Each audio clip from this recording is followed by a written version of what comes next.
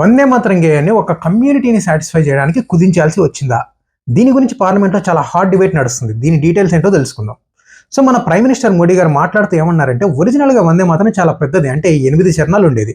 అయితే ఆ సాంగ్ మొత్తాన్ని జాతీయ గేయంగా తీసుకోకుండా మొదటి 2 చరణాలను మాత్రమే జాతీయ గేయంగా తీసుకున్నారు. ఎందుకు అలా చేశారు అంటే, బీజేపీ వాళ్ళు ఏమంటారంటే, ఆ తర్వాతి చరణాల్లో భారతదేశాన్ని బంకించంద్ర చటర్జీ గారు లక్ష్మీ, సరస్వతి, దుర్గామాతలతో పోలుస్తారు.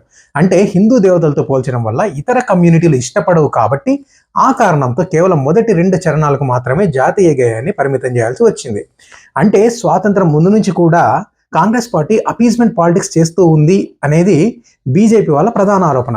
సో దీనికి సంబంధించి మనం అనాలిసిస్ చేస్తే, వందే మాతరం రచించింది బంకించంద్ర చటర్జీ గారు. ఆనంద్ మఠ్ అనే ఒక నవలలో వందే మాతరాన్ని రాశారు. అయితే ఆ నవల కాంటెక్స్ట్ ఏంటి అంటే, 1775లో సన్యాసి రెబేలియన్ అని చెప్పి ఒక ఉద్యమం జరుగుతుందండి. సో ఈ సన్యాసి రెబేలియన్ ఏంటంటే, హిందూ మతానికి చెందిన సన్యాసులు ముస్లిం రాజులు, నవాబులకి అగైనెస్ట్గా బెంగాల్ ప్రాంతంలో ఉద్యమం చేస్తారు. దాన్ని సన్యాసి రెబేలియన్ అంటారు. సో ఆ సందర్భంలో సన్యాసులు భరతఖండాన్ని హిందూ దేవతలతో పోల్చడం జరిగింది. సో అప్పుడే వాళ్ళు వందే మాతరం అనే పదాన్ని కూడా ఉపయోగించారు. సో ఆ కాంటెక్స్ట్లో, అంటే సన్యాసి ఉద్యమానికి సంబంధించి బంకించంద్ర చటర్జీ గారు రాస్తున్నారు కాబట్టి అప్పుడు ఈ హిందూ దేవతల పేర్లు యూజ్ చేశారు. సో మనం జాతీయ గేయంగా దీన్ని అడాప్ట్ చేసుకోవాలి అనుకుంటే ఒక చిన్న కాంటెక్స్ట్ని మూలంగా చేసుకుని వైడ్గా అలాగే అప్లై చేయలేం కదా.